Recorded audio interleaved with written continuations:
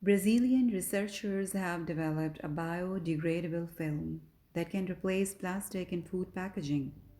This film is made from hydroxypropyl methyl cellulose and bacterial cellulose scraps, typically left over by industrial processing. Reason of choosing bacterial over plant cellulose was that it can be made in the lab facility for the whole year.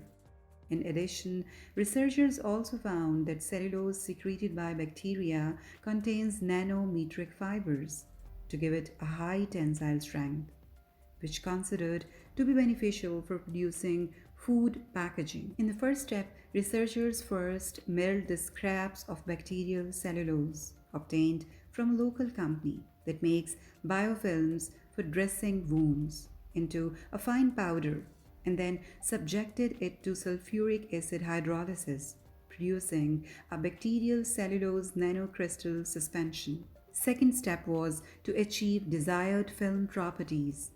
Series of tests were performed, eventually arriving at the optimal distribution of the nanocrystals within the hydroxypropyl methyl cellulose matrix via high energy dispersion using a Turex disperser. In the third step, finally the film forming dispersion was deposited on a substrate.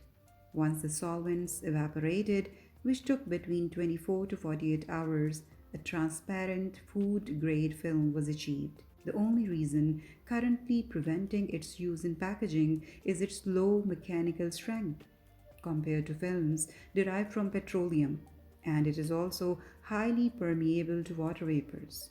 Researchers are currently testing other polymer dispersion techniques to develop a competitive product focusing on finding substitutes which can be biodegradable and derived from renewable resources. Thanks for watching.